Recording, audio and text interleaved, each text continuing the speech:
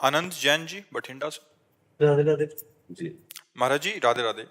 महाराज जी, क्या कोई हमारे ऊपर जादू टोना कर सकता है? क्या भजन के प्रभाव से उसको खत्म किया जा देखो, सकता है? हमारी जो मान्यता है बच्चा, कि जब हमारे कर्म बिगड़ते हैं तो कोई जादू टोना करे या ना करे, हम वैसे परेशान रहते हैं। बुरी दशा आने के पहले बुद्धि बदली जाती है। वो किसी न किसी तरह से जाको विधना दारुण दुख दीन, ताकि मत पहले हरिलीन। समझ रहे हो ना बच्चा?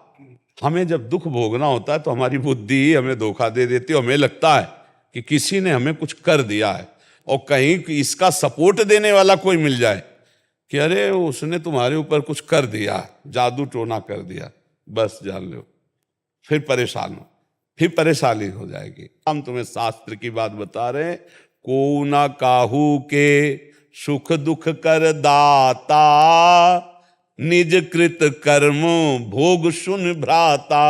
अब जैसे हमारे पाप कर्म हैं, अब कोई जीवात्मा हमको दंड देना चाहता है, अब वो भूत योनि का हो गया है, अब संयोग बनेगा और वो हमको दंड देगा, क्योंकि हमारे कर्म, और बिना झाड़ फूंक के अगर हमारा कर्म हट गया भोग का, वो अपने आप हट जाएगा, खत्म हो जाएगा। ऐसे ही रोग आ जाते हैं, ऐसे व्यक्ति से घटना हो जाती है। हम जा रहे हैं, हमारा कोई दुश्मनी का मतलब नहीं है, और जरा सा ऐसी घटना घटी, वो मार पिटाई, दुश्मनी, और भारी दुश्मनी बन गई। कर्म, भूत का ऊपर आवेश आ जाना, या शरीर में रोग आ जाना, या कोई एक्सीडेंट घटना होकर शरीर का अंग भंग हो जाना, या किसी व्यक्ति से अचानक द्वेष हो जाना, ये और कोई नहीं है, ये हमारा कर्म है। अगर हम कर्म संभाल लें तो सब ठीक हो जाए। तुम तो बच्चा घर में रहते होगे, हम इस स्मशान में रहे गंगा किनारे, और जवान बचपन से 13 वर्ष से घूमते, हमको कभी हमारे दिमाग में ना भूत चढ़ा और ना कभी कोई तंत्र मंत्र चढ़ा।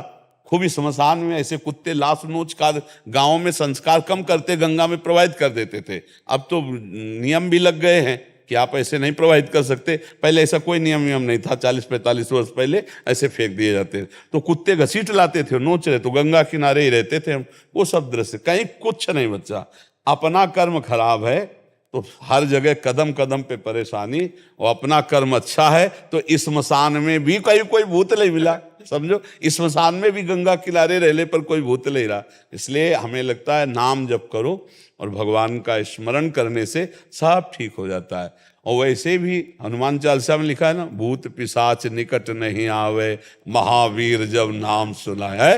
हाँ, जिस समय भगवान के महाभागवत से हनुमान जी का स्मरण कर, भूत पिशाच निकट नहीं आए।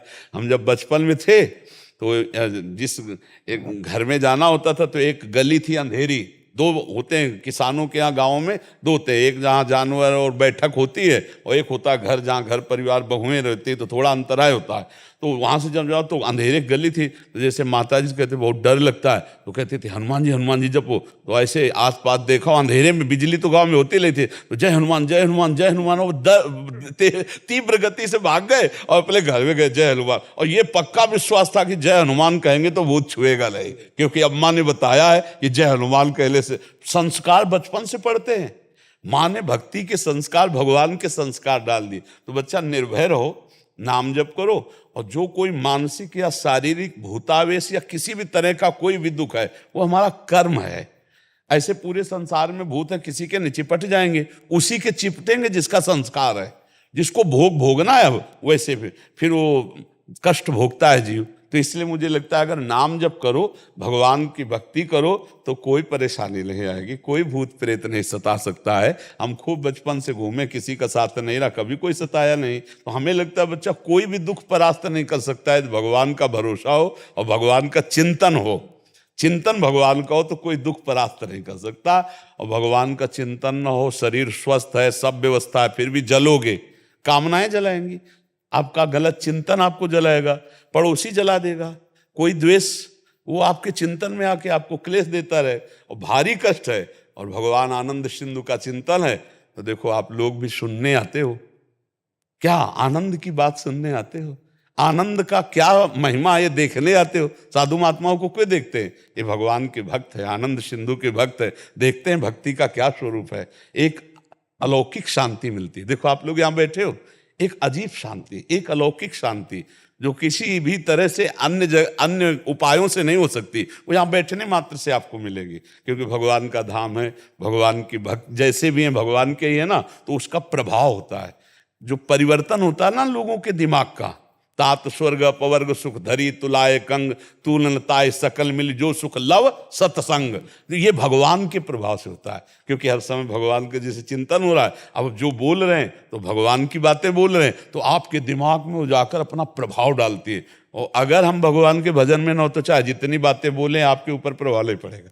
प्रभाव तभी पड़ता है जब खुद हो। तो इसलिए बच्चा नाम जप करो, भगवान के कुछ स्तोत्र है, हमें पक्का विश्वास है भगवान का नाम कीर्तन जिस घर में होगा वहां प्रेत प्रवेश नहीं कर सकते, वहां कोई तंत्र मंत्र काला जादू ये सब प्रवेश नहीं कर सकते।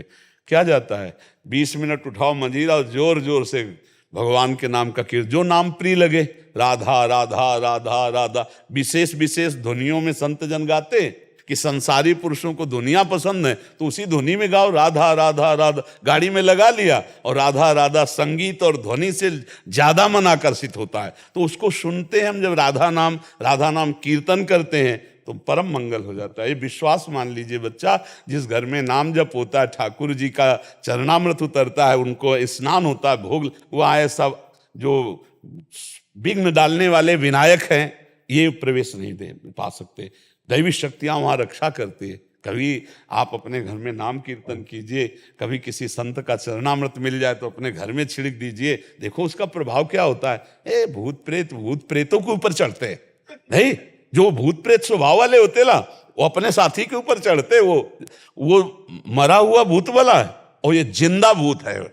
अब मांस खा रहे हैं, शराब पी रहे हैं, बेविचार भूत नहीं और क्या है। अब मरेंगे तो भूत बनेंगे, तो जिंदा भूत है। अब उन्हीं के ऊपर चढ़ते हैं आकर के, कर्म बिगड़ जाता है तो वो चढ़ नहीं। हमें कोई बताओ किसी संत के ऊपर भूत चढ़े हो, किसी भक्त के ऊपर कभी भूत चढ़े हो, हमें कोई उदाहरण दो कि उन भक्त के ऊपर भूत चढ़ गए। हाँ, अगर मिलेंगे भी तो मंगल करेंगे। जैसे गोस्वामी तुलसीदास जी काशी के पार जाते थे गंगा के शौच, तो जो शौच का पानी बचता तो ऐसे सहज एक पेड़ था उसमें डाल देते, उसमें रहता था भूत। अब वो अपवित्र पानी पीता है तो शौच का अपवित्र पानी पी। ये कई दिन घटना हुई तो वो प्रेत खड़ा हो गया हाथ जोड़ के और कहा आप जो मांगेंगे वो मैं दूंगा आपको। बोले हमने तो आपको पुकारा नहीं, कोई सेवा नहीं की। बोले बहुत बड़ी सेवा बन गई, जो आपके कमंडल में पानी बचता था ना, फेंक देते थे ना, वही हम पी लेते थे, अब हमको देना चाहते थे। बोले क्या दे सकते हो? हमें तो सिया राम जी के दर्शन चाहिए। बोले इतनी सामर्थ्य में नहीं, उपाय बता देंगे, हो जाएंगे पक्का दर्शन। बोले क्या? बोले जब राम कथा कहते हो तो उस समय हनुमान जी कथा सुनने आते हैं, उनके पैर पकड़ लेना, वो तुम्हें दर्शन करा देंगे। बोले हम पहचान कैसे पाएंगे कि हनुमान जी आते? तो बोले सबसे पहले कथा में आके बैठ जाते हैं और मलिन भेष है और बूढ़े स्वरूप में आते हैं और सबसे पीछे कथा में प्रणाम करके जाते हैं। जो ऐसा करे वो हनुमान जी होंगे। अब तुलसीदास जी जब भगवान की चर्चा शुरू देखा कि शुरू होने के पहले एक वयोवृद्ध विशाल काय आकर चुपचाप बैठ गए से, यत्र यत्र रघुनाथ कीर्तनम तत्र तत्र कृतमस्त कांजलम वाष्पवारि परिपूर्ण लोचनम मारुति नमत राक्षसांतकम। अशुभ प्रवाह करते हुए भगवान की चर्चा सुनते। और जब कथा संपन्न हुई सब चले गए, तब वहां के ऐसे रज लेके ऐसे लगाया कि भक्त चरण रज है। सोई गोस्वामी जी दौड़ पड़े, सोई भागे हनुमान जी। तो तुलसी घाट से काफी दूर है संकट मोचन हनुमान जी, वही संकट मोचन हनुमान जी। तो काफी दूर में जाके चरणों को, तो हनुमान जी रुक गए। बोले क्या चाहते हो? तो कहा सिया राम जी के दर्शन। तो कहा यहां नहीं, चित्रकूट चलो। तब चित्रकूट हनुमान जी लिवा गए। फिर राजकुमार के रूप में जब राम लक्ष्मण जी के दर्शन हुए, चंदन, तो वो लीला। तो देखो प्रेत ने भगवत साक्षात्कार का विधान बना दिया।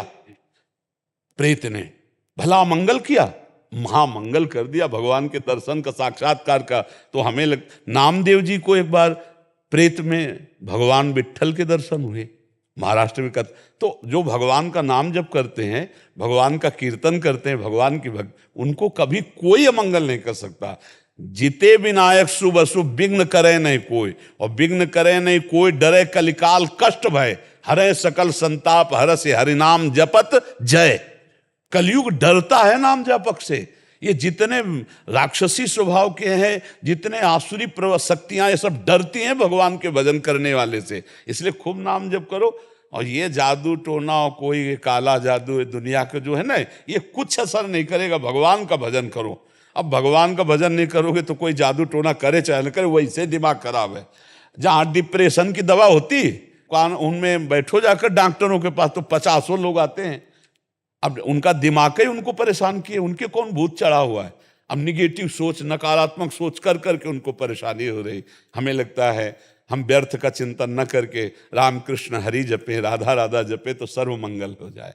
कोई ऐसा नहीं तंत्र मंत्र जादू टोना कि हमें कोई परेशान किए, कोई नहीं। हमारा कर्म ही हमको परेशान किए। और दूसरा कोई अगर ऐसा होता तो जितने तंत्र मंत्र वाले हैं सबको मार डाले, स्वयं राजा बन जाए, स्वयं सब विधान बन जाए। पर कर सकते हैं क्या? नहीं कर सकते।